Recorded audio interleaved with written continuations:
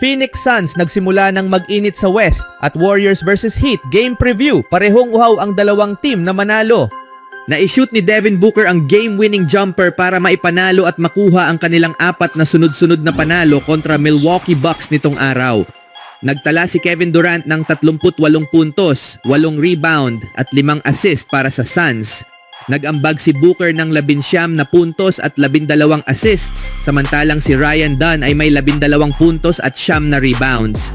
Nagbigay rin ng kontribusyon si Nick Richards na may 10 puntos at 10 rebounds para sa Phoenix. Ang laban ay nagmarka ng unang beses na hinarap ni Mike Budenholzer ng Phoenix ang Milwaukee matapos siyang tanggalin bilang head coach ng Bucks noong 2022-23 season. Si Budenholzer ang naghatid sa Bucks sa kampeonato noong 2020-21 NBA season. Bumida si Giannis Antetokounmpo para sa Milwaukee, may 31 punto, 10 rebound at 5 assist. Ngunit natalo ang Bucks sa pangalawa nilang laro sa 5 sunod na road games. Nagdagdag si Brook Lopez ng 23 puntos at 10 rebounds, ngunit mintis ang kanyang baseline jumper habang papatapos ang laro. Mula sa bench, nagambag si Gary Trent Jr. ng 19 na puntos habang may 15 puntos si Kyle Kuzma para sa Milwaukee na muling naglaro nang wala si Damian Lillard para sa ikatlong sunod na laro.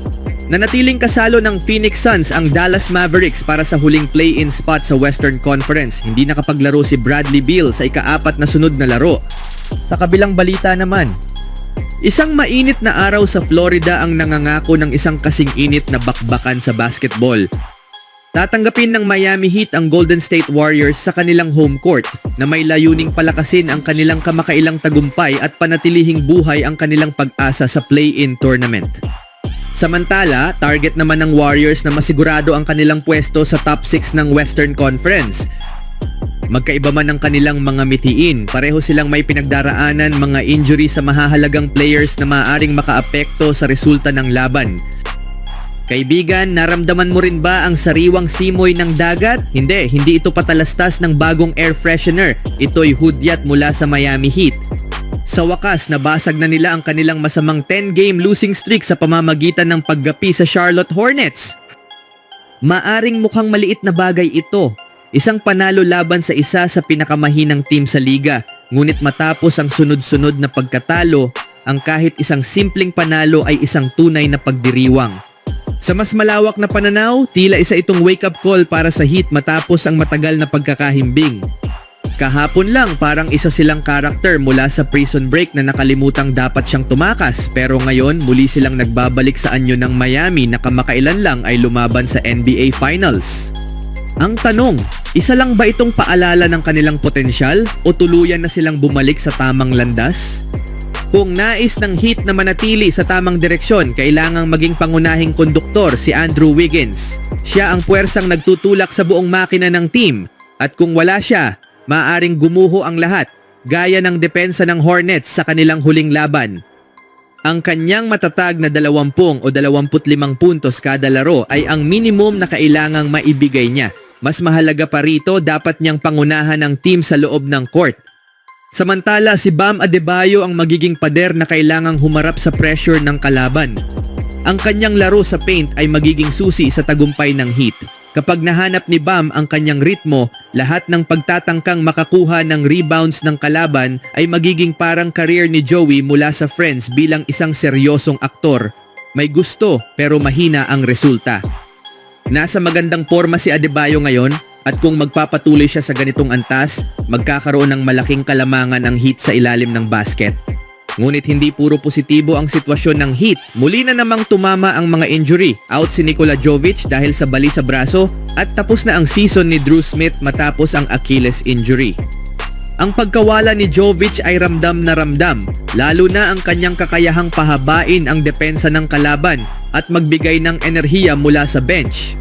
Ngayon, kailangang humanap ng Heat ng bagong paraan upang mapanatili ang balanseng laro, dahil hindi lang tungkol sa mga star players ang basketball, kundi pati sa tamang pagsasama ng mga leader at rotation players.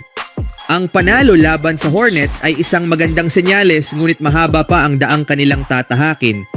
Kailangang patunayan ng Heat na talagang bumalik sila sa playoff race at hindi lang nakinabang sa isang mahina na kalaban. Sa mga susunod na laro, masasagot ang pinakamahalagang tanong. Isa lang ba itong panandaliang ningning o nasasaksihan na natin ang pagbabalik ng tunay na Miami Heat? Sa kabilang banda, sinimulan ng Golden State Warriors ang kanilang 6 na sunod na road games na parang isang paglalakbay ng walang mapa o gabay. Ang pagkatalo nila sa Atlanta Hawks ay hindi katapusan ng mundo, ngunit malinaw nitong ipinakita kung saan sila mahina at may lamat sa kanilang sandata. Bagamat pangalawa pa lang ito sa kanilang 11 huling laro, ang problema ay mas malala kaysa sa inaakala. Ang pinakamahalagang tanong, makakalaro ba si Stephen Curry? Kasalukuyan siyang nasa day-to-day status dahil sa hip injury. Kung wala siya, kailangan ng Warriors na mag-imbento ng bagong paraan upang atakehin ang depensa ng Heat. Sa pagkawala ni Curry, nagiging pangkaraniwang koponan ng Warriors, hindi na sila ang mahiwagang grupong kayang manalo gamit ang matitinding 3-pointers. Ang kanyang kakayahang kontrolin ang bilis ng laro, lumikha ng mga play mula sa wala at pabagsakin ang depensa ng kalaban ay hindi lamang talento. Ito'y tila mahika na ginagawang baguhan ang kanyang mga kalaban. Kung hindi makakalaro si Steph, kailangang may pumalit bilang pangunahing magician sa opensa. Dito papasok sina Jimmy Butler at Jonathan Kuminga. Kailangang patunayan ni Butler na kaya niyang maging number 1 option sa opensa kapag kinakailangan ng team. Kilala si Jimmy sa kanyang playoff mindset kahit nasa regular season pa lang, kaya hindi siya natatakot na kunin ang laro sa kanyang kamay. Samantala si Kuminga naman ay kailangang gamitin ang kanyang pisikal na kalamangan upang dominahin ang laban sa ilalim. Pinatunayan na niya na kaya niyang maging isang malaking sandata sa opensa kapag binigyan ng tamang pagkakataon. Ngunit sapat na ba ang kanyang karanasan upang makipagsabayan sa Miami na kilalang pumipitik kahit tahimik? Ang Miami Heat ay isang team na hindi nagpapatawad sa kahinaan. Ang kanilang estilo ng laro ay hindi elegante. Ito'y isang fight club kung saan bawat kontak ay parang halik ng kapalaran. Kailangan ng Warriors na makahanap ng bagong estratehiya sa atake, bagong leader at marahil ay bagong himala sa court. Bagamat hindi isang classic rivalry, palaging umaatikabo ang laban ng Miami Heat at Golden State Warriors. Magkaiba ang kanilang estilo ng laro. Mas pisikal at disiplinado ang Heat, habang mabilis at 3-point heavy naman ang Warriors. Sa kasaysayan, bahagyang lamang ang Warriors sa head-to-head record, 37 panalo kontra 35 ng Heat. Sa huling 5 laban, 3 ang napanalunan ng Heat, kabilang ang isang malaking panalo noong Enero. Malaking bahagi ng sagot ay nakasalalay kay Stephen Curry. Kung hindi siya maglalaro, malaki ang tsansa ng Heat na idikta ang laban at makuha ang panalo. Ngunit kung makakalaro si Curry, babalik ang enerhiya ng Warriors at mas magiging kapanapanabik ang laban. Parehong may kanya-kanyang problema at tsansa ang dalawang team. Ang Heat ay naglalaro sa harap ng kanilang mga fans, kagagaling lang sa isang panalo matapos ang matinding losing streak at gustong patunayan na hindi pa sila tapos. Samantala, ang Warriors ay maaaring mahina kung wala si Curry, pero isa itong team na laging nakakahanap ng paraan upang lumaban. Pinakamalamang na magiging dikit ang laban at malalaman lang ang resulta sa huling quarter. At sino ang nakakaalam? Baka makakita tayo ng isa pang classic mula kay Jimmy Butler. Ano ang masasabi niyo mga kaibigan?